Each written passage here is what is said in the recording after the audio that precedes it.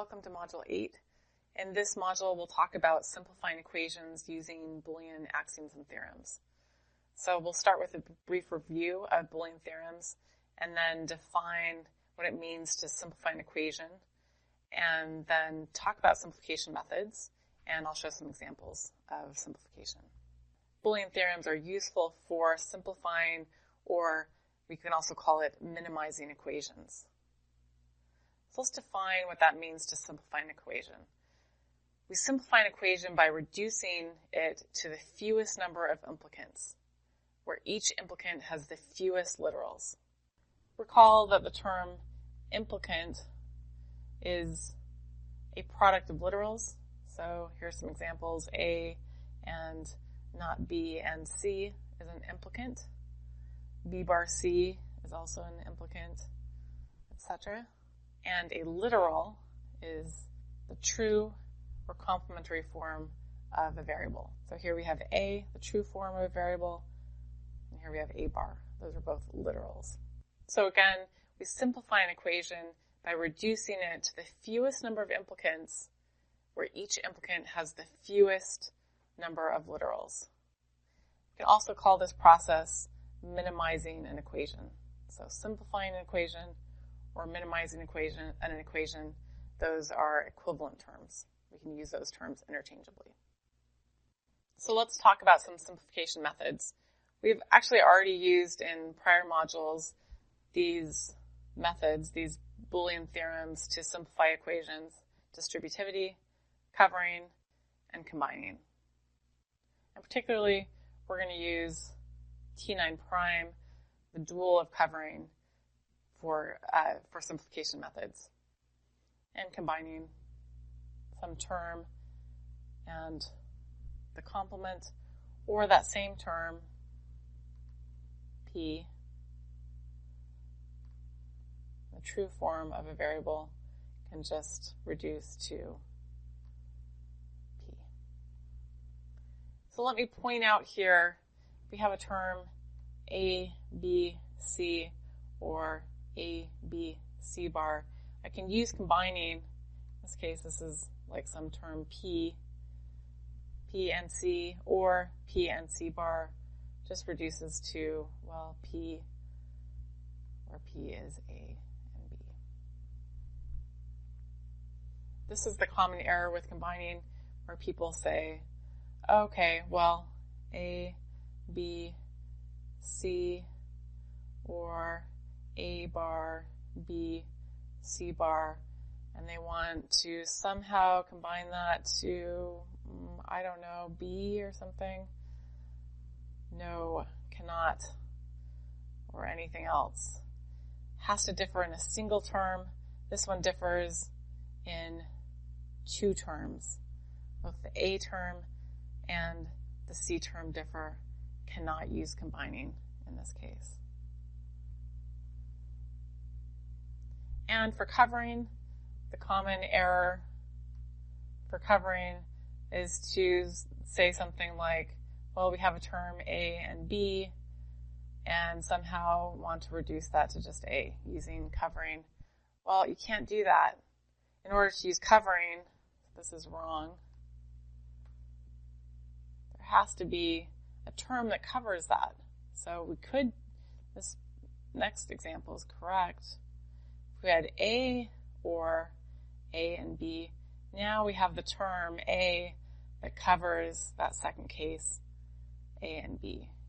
Right? You can go to the park if you have an apple, or an apple and a banana.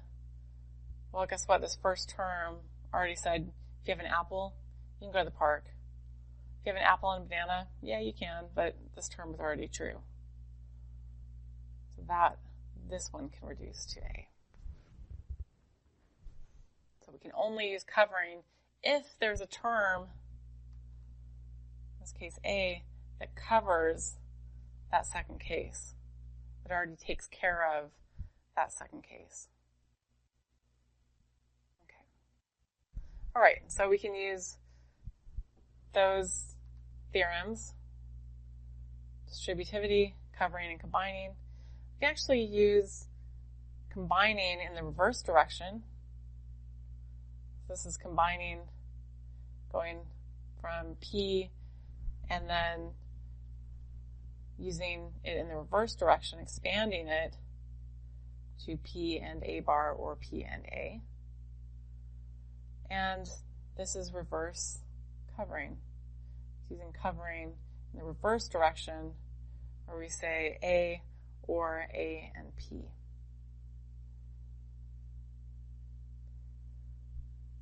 You could also use expansion instead of going from A or A is equal to A. We're going to expand, go the other direction and expand A and basically duplicate it. And again, that is using idempotency theorem, but using it in the direction, the reverse direction. We take a single term and expand it into duplicates of itself. The last simplification method we're going to use, we actually term the simplification theorem, and it's not one of the fundamental theorems, but we use it so often that we give it a unique name, which you can use, the simplification theorem. And this is, if you have a term A, I'll write it slightly differently here, A or A bar P, this is the same as just A or P. And similarly, we could have said, again written slightly differently than on the left, A bar or A and P. It's just A bar or P. So let's start by proving that this simplification theorem is in fact true and that we can then use it in our later steps. So here we have our term A bar or A and P, or written as it is here, P and A or A bar is the same as P or A bar. So let's go ahead and take a look at that. Well, there's several things that we could do. We could say this term here covers the term A bar, covers the term A bar and something else. So A bar or A bar and P is the same as just A bar. So I can expand that term using covering. And then I bring down the other terms.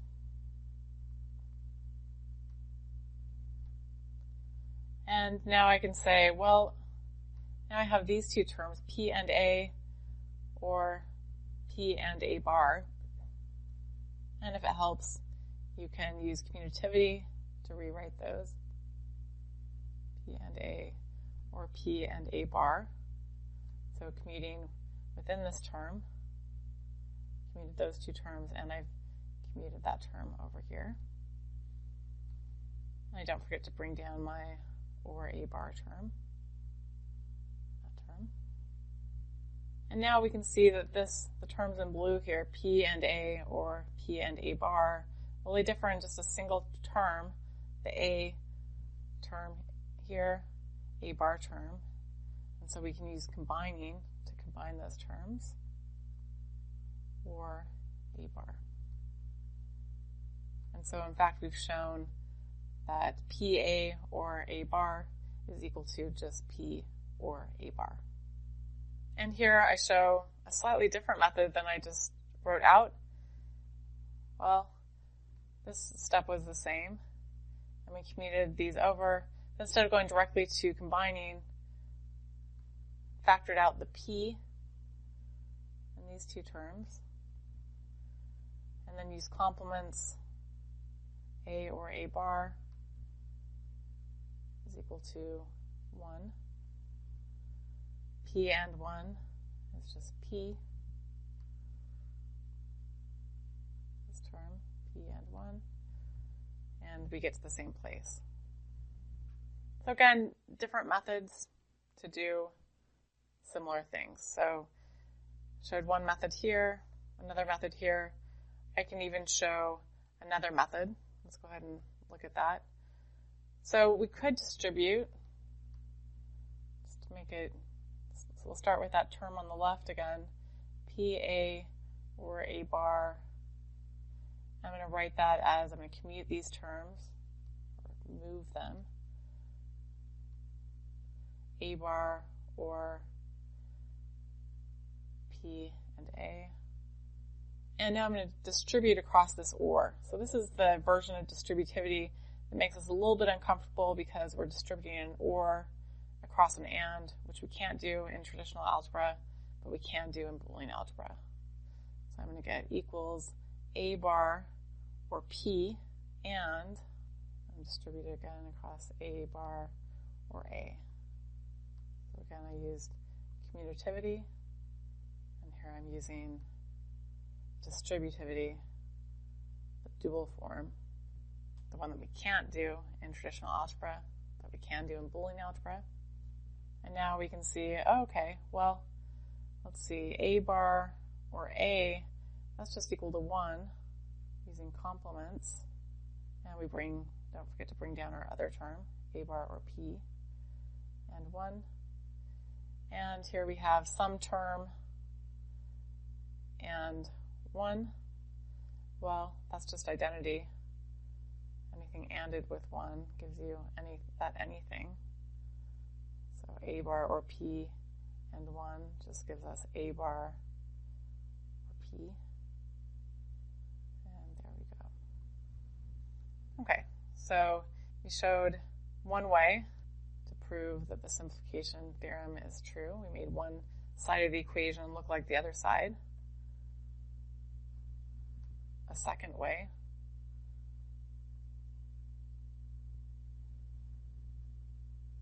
And even a third way. So which one's right? They all are.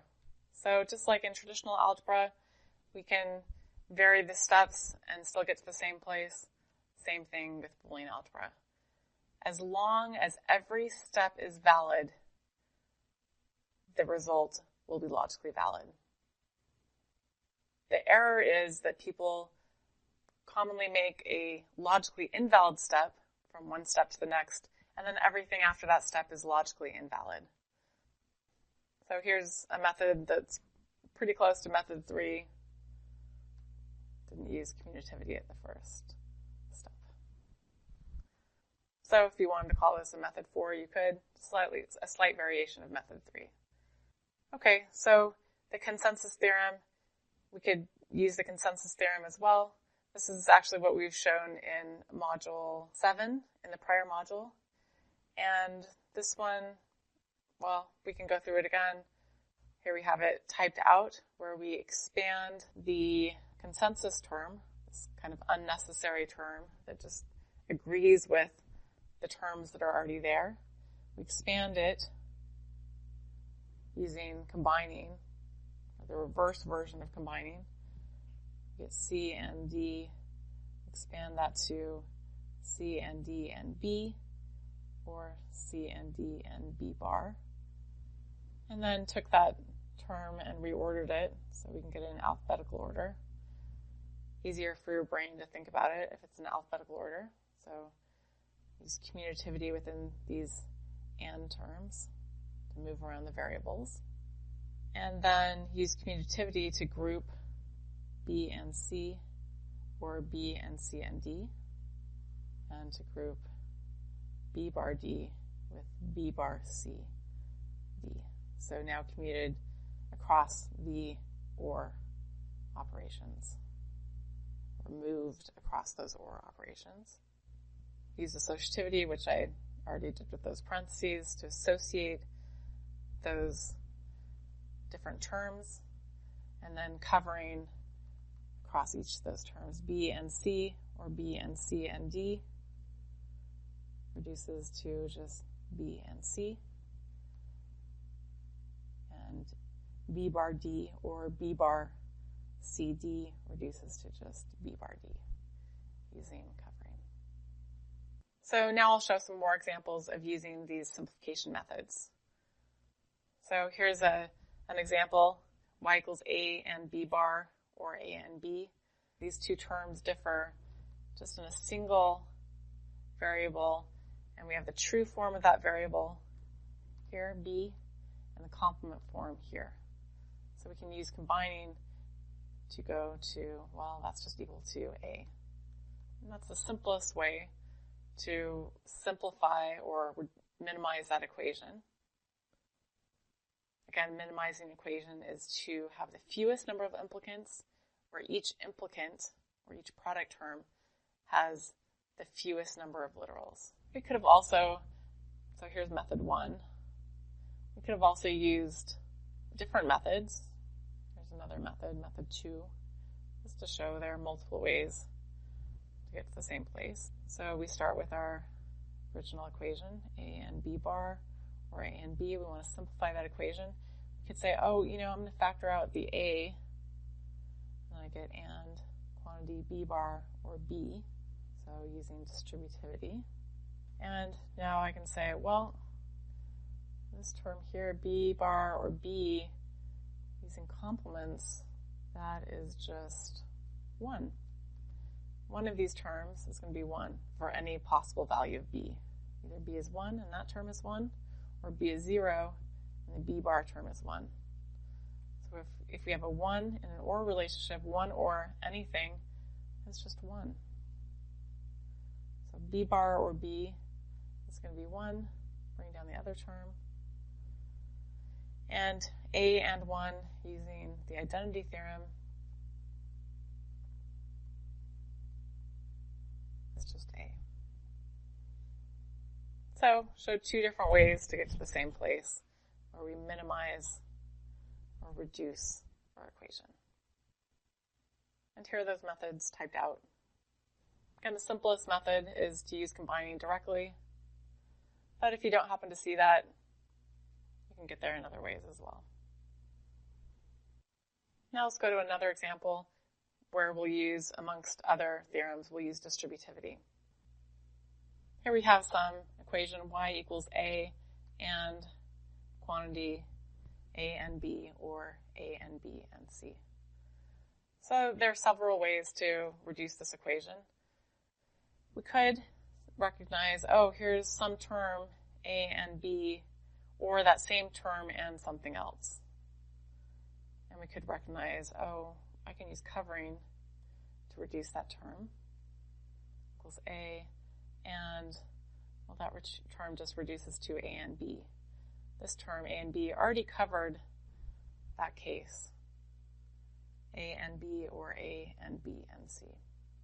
And now I can use associativity to write that as a and b.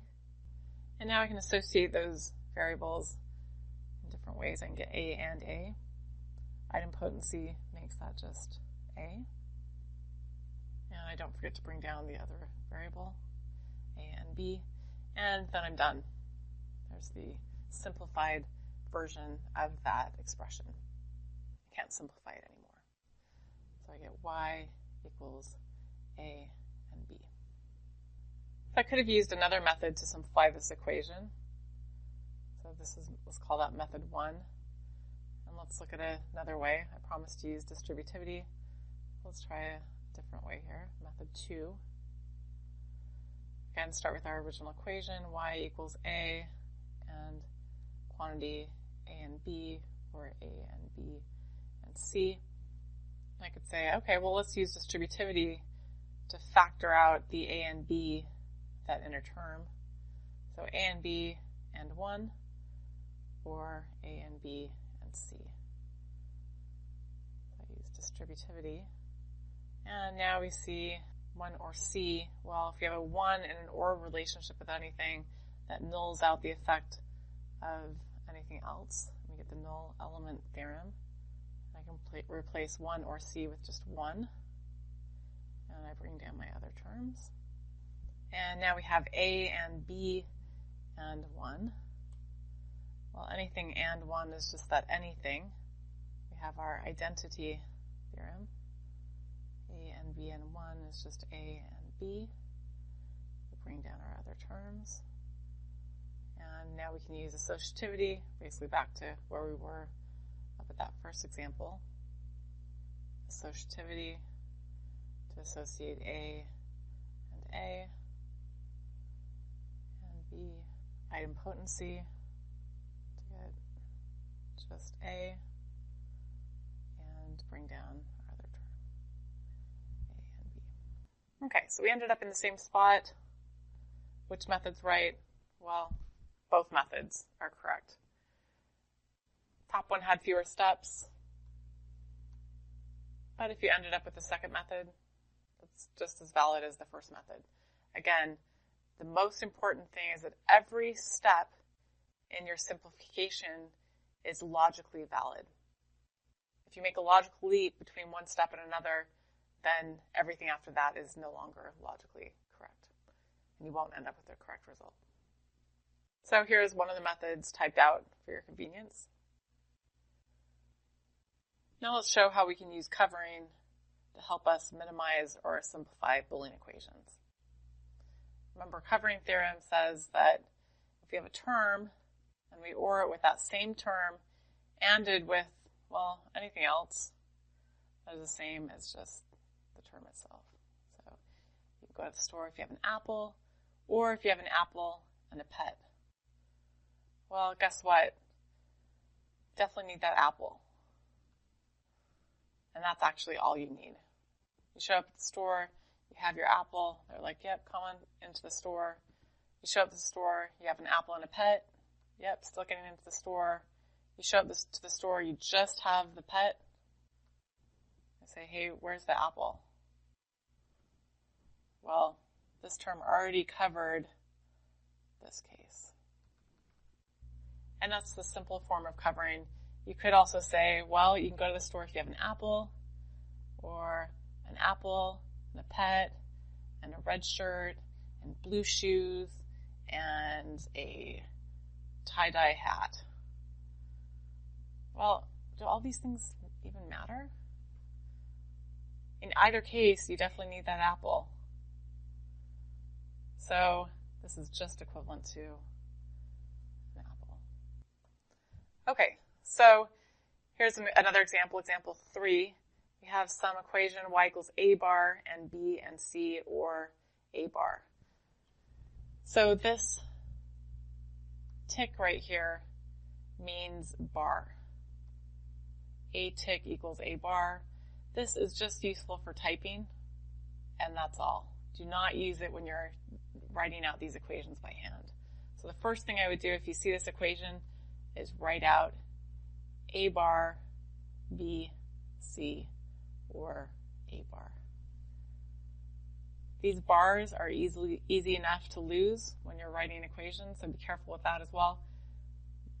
These ticks are extremely easy to lose, so do not use that when you're writing it out by hand. That's just for convenience when typing. So here written out, a prime is short for a bar, but only use that when typing. Do not use it when writing out by hand. And again, it's strongly recommended that you simplify equations by writing it out by hand instead of typing it. It's a lot easier that way. Okay, so we start with our original equation. The first thing I do is write out those bars, a bar and b and c, or a bar. And I can see that this term here already covers that more limited case. You can show up at the yurt if you don't have an apple, or if you don't have an apple, but you do have a bat and a cat. Well, this simplifies using covering. This a bar term already covered the other case. Y equals a bar. Again, we can use other methods to show that this is true, right? Other steps to show that this is true. For example, I could start with my original term and say, so y equals a bar and b and c, or a bar. And I could factor out the a bar. Say, okay, this is equal to a bar and b and c, or 1. Okay, so I use distributivity kind of in the reverse direction. And now I can see that this term in parentheses, b and c, or 1, anything in an OR relationship with 1 is just 1. The OR 1 nulls out the effect of the other term. Null element theorem. And I just get 1, and I don't forget to bring down my other terms. Well, now I have equals a bar and 1. That's just our identity theorem. and 1 is just that anything. In this case, a bar. And we get to the same place. Which one was easier? Well, this took me one step. This top method, method 1. That took me one step. Method 2 took me 3 steps, but got me to the same place. So here typed out for your convenience. All right, let's go ahead and look at another example, example 4. Here we have some term. Again, I'm going to write that out. A and B bar C, or ABC, or A bar BC. So in this case, we can use duplication to reuse a term. So we write that out, A and B bar and C, or A, B, C, or A bar BC. So one of the first things we can do is look at covering or combining. So covering doesn't apply here. I don't have a term or that same term anded with some other variables or other terms. But combining looks like a candidate here. So we want to see if any of these terms differ in just a single variable. So let's consider this first term here, A and B bar and C. Well, it differs with this term, that implicant in a single term, the B term. So I could combine those and get just A and C. Okay, that looks good. And now I may consider this term here and see if I could combine this with any of the other terms. Well, let's see. With this term, it differs in just the A bar and A term.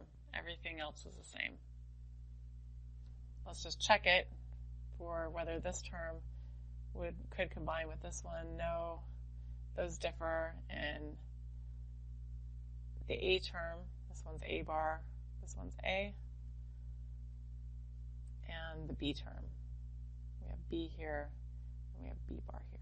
Okay, so those ones could not combine. So this term could not combine with that term. But I noticed that I could combine these two terms, or I could combine these two terms. Well, it turns out we can do both. So I can take that middle term and duplicate it. So bring down the first term, duplicate that second term, and then bring down my last term as well, A bar B C. And now we can combine these terms. I can combine those two, and I can combine these two.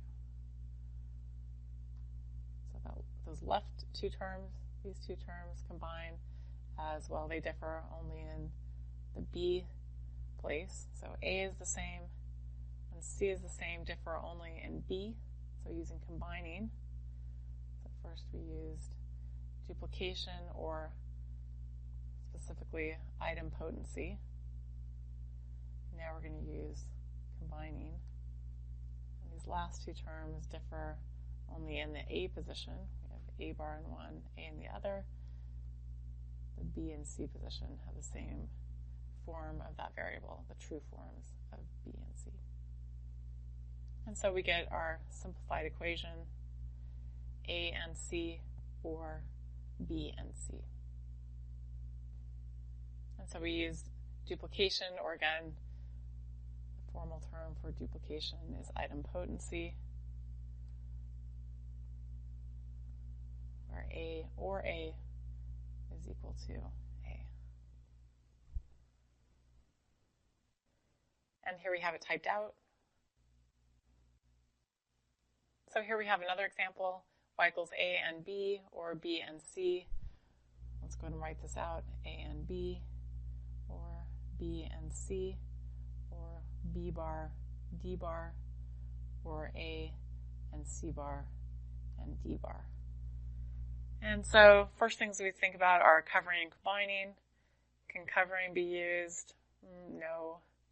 Combining is where two implicants differ in a single literal. No, that's not the case either. Well, maybe we could use expansion. So reverse combining or reverse covering.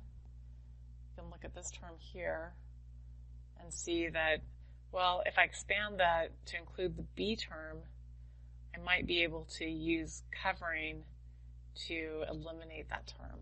So let's go ahead and expand that term and see that we can say, well, that's A, B, C bar, D bar, or A, B bar, C bar, D bar. So I've expanded it so it includes the original A and C bar, D bar. I've used combining or reverse combining to include the B term. So I've expanded it, a single term, now into two terms. And I don't forget to bring down the other terms. And again, I'm keeping it aligned so it's easy for me to visually tell that I've included all of the terms in my equation. And so now I look at these terms and I say, okay, well, this term here, A and B and C bar, D bar, that's already covered by this A and B term. And I look at this term here and see, okay, well, is that covered by anything? Yeah, that's already covered by the B bar, D bar term. And so I can, if I want to, I can rearrange these and put A and B, or A, B, C bar, D bar. Those two terms, put those together. I bring down my BC term, so I don't forget that. And then I bring down the other terms, or B bar, D bar, or A, B bar, C bar, D bar. So I've used commutativity. And we'll go ahead and write this one in. Combining. So I've used commutativity in the second step to move terms across an OR operation. And now I can use covering to reduce these terms. A and B, or A and B and C bar, D bar reduces to A and B. Bring down this term, or BC, and then use covering again to reduce B bar, D bar, and A bar, B bar, C bar, D bar to just B bar, D bar. And there are now no more things that we can do to reduce that equation. So that's our minimized or simplified equation. Now I'm going to show another method here. This is one of the trickier simplifications that we've done. So if this one seems a little too tricky to you, review the other ones first. Make sure you're solid on combining, covering, distributivity, and then come back to this one. But here, let me show another method. You may notice, so we start with our original equation, y equals A and B, or B and C, or B bar, D bar, or A and C bar, and D bar. And we may notice that these terms, A and B, or B bar, D bar, well, here we have that some variable A ANDed with B, or the inverse of B ANDed with another variable, in this case D bar. So I could use consensus, or really reverse consensus, to expand these two terms, A and B, or B bar, D bar, into or A, D bar. other term,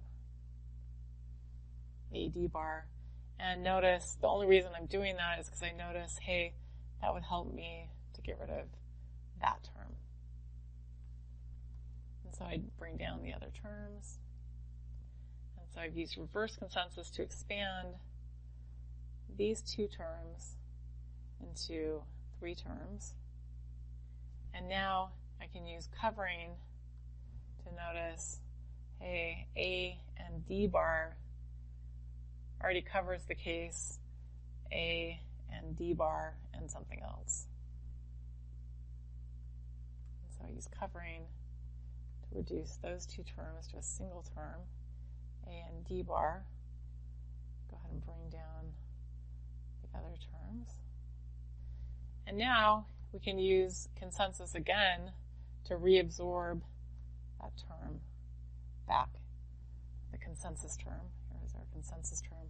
We can reabsorb that back into our equation, again using consensus. To say, okay, well, A and B, or B bar D bar, or A D bar is just equal to A and B, or B bar D bar. And get rid of the consensus term and OR that with B and C. And we end up with the same simplified equation that we did in the prior method. And here it is typed out for your convenience. Again, in typing, I use these ticks instead of bars, but in writing, which is the recommended method for simplifying equations, definitely use the barred form of variables instead of the tick. Okay, so let's dive into some examples where we're going to use distributivity. So we can use either method of distributivity. And particularly right now, I'm going to focus on the dual version, T8 prime, of distributivity. So here we have an expression, y equals a or b and c, parentheses, and a or d and e. And so recall that T8 prime distributivity allows us to distribute the or across the and. So w or x and w or z in this case. And so in fact, we often, if we can, want to go the reverse direction. So we'll start with w or x and w or z, and then make that equal to w or x and z. So we want to go in that direction to minimize or simplify our equations. And so we notice the similarity here. We have a or something, parentheses, and a or something else. So similar to w or x and w or z. So this is just equal to a or b, c, d, e. This is similar to w, or a is similar to w in this equation here. And BC is similar to, we could, if it helps you could even replace it with x, just like in regular algebra.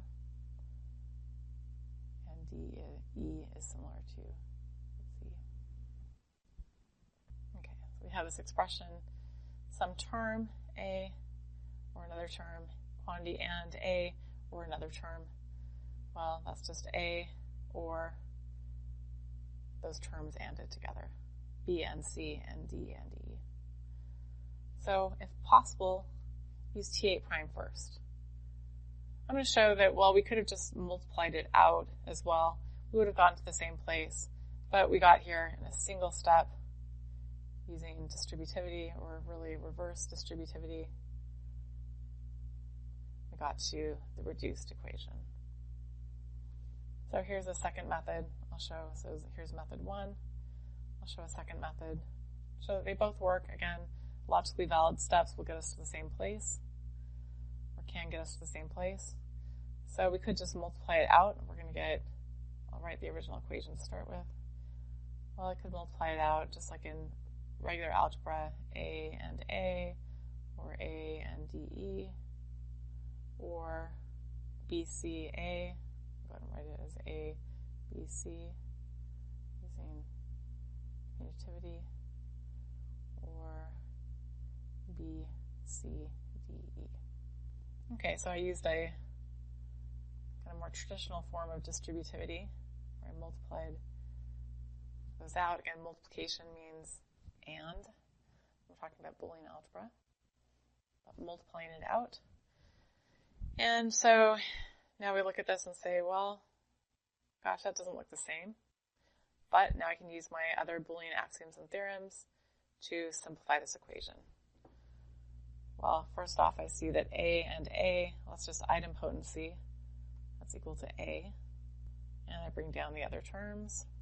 Kind of keep these aligned, so it's easy for me to visually look and see that I haven't accidentally dropped a term.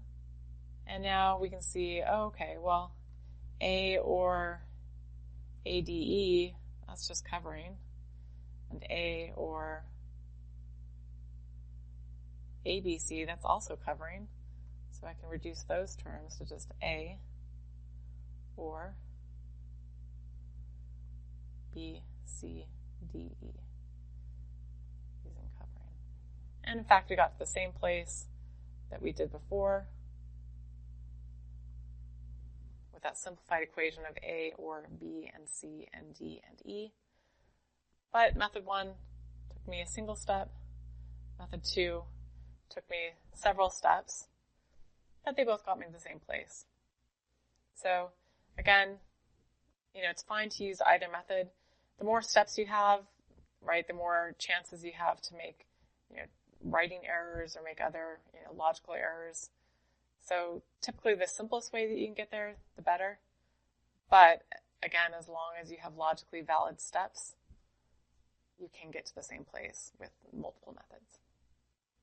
Okay, so ideally apply T8 prime first when possible.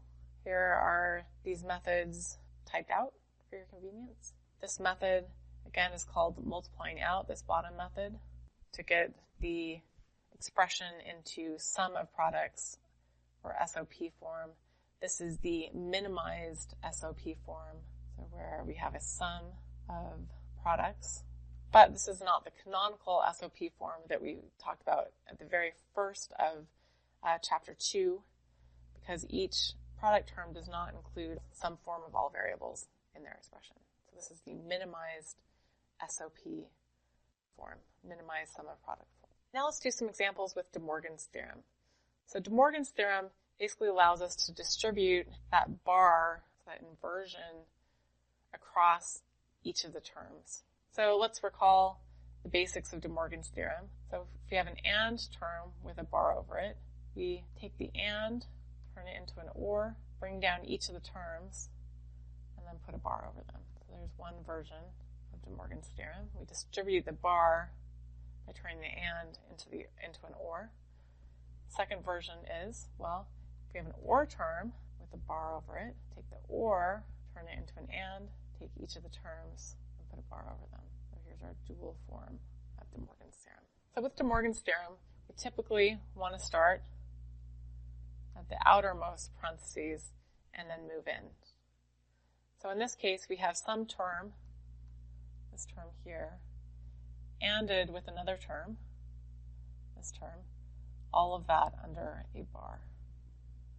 So we want to take that and term, turn it into an or, bring down each of the terms, individual terms. We have A, or, B, and D. Make sure your bar covers both of those. The other term is C bar. And then we invert each of those terms. Again, we take the and, turn it into an or, bring down each of the terms, and then put bars over them. Okay, so now we can see that this term here, C bar bar involution, tells us that that term is just C. Right? If we invert a variable twice, we just get that variable back. And now we can look over at this term here and see that we have a bar over an or term. So we bring that or, turn it into an and, bring down both of the terms. Do that in separate steps to make sure I don't lose a bar. So I bring down both of the terms that are under the bar. And then, last step, put a bar over those terms. And then don't forget to bring down the or between those terms. And I can keep these parentheses just to be clear if I want to.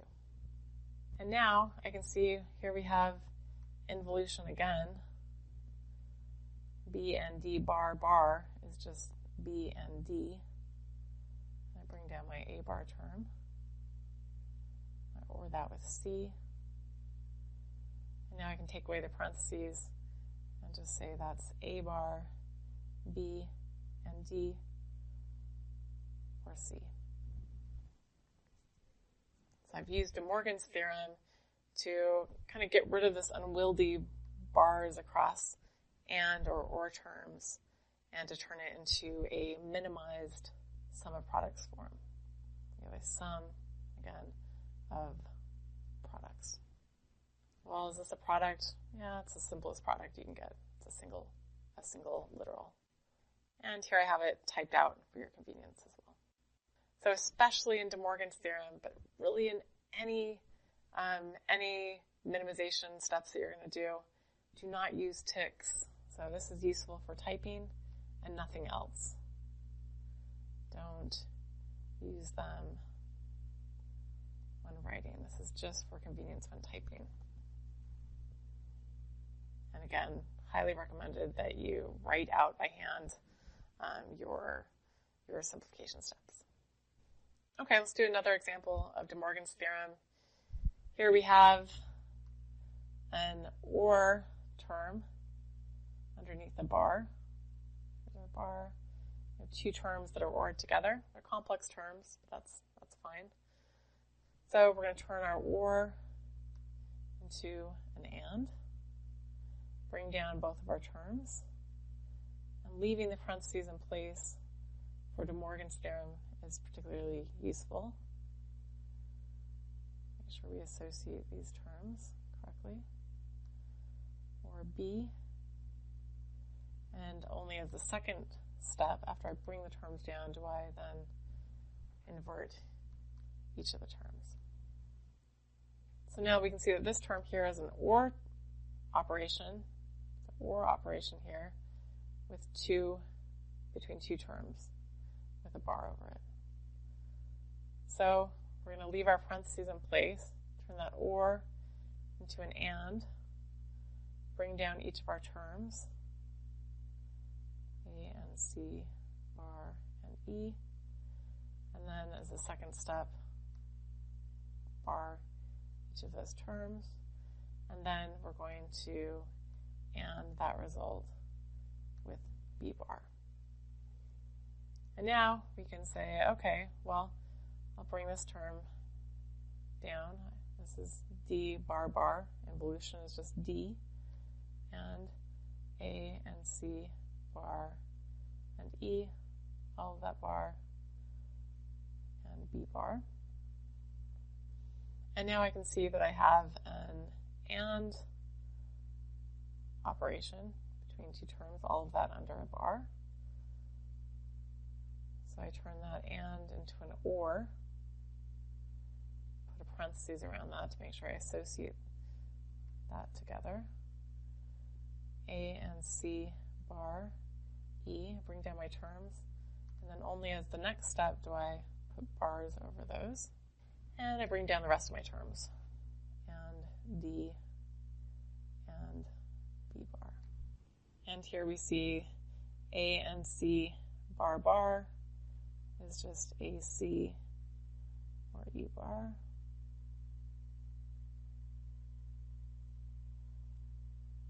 And D and B bar. And now I can use distributivity to, here I have B bar D And I can distribute that across these terms. And I'm going to get A, C, B bar D, or E bar, B bar, D. And now I can use commutativity across an AND operation to say, well, that first term, A, C, B bar D, I'll write that in alphabetical order, A, B bar, C, D, and the second term is B bar, D bar. And I have my minimized equation in minimized. So we have the fewest number of implicants, two implicants, or two product terms in this case, where each implicant has the fewest number of literals. And here I have it typed out for your convenience. I want to point out how important it is to use parentheses, especially in De Morgan's theorem, because this conversion, A and B all of it bar, being equal to A bar or B bar, those terms are associated. So for example, let's take a simple case. If I have A and B all of it bar and C, well, when I use De Morgan's theorem on that first term, I turn that and into an or, take each of the terms down, and then complement them. Well, if I forget to associate that, I'll just put and C, and now I have a logically incorrect equation. That term, A bar or B bar, is equivalent to this term. So I need to make sure I associate that term together. So now this is logically correct. Without the parentheses, it is not. So now I can say that's equal to A bar C or B bar C, and that's correct.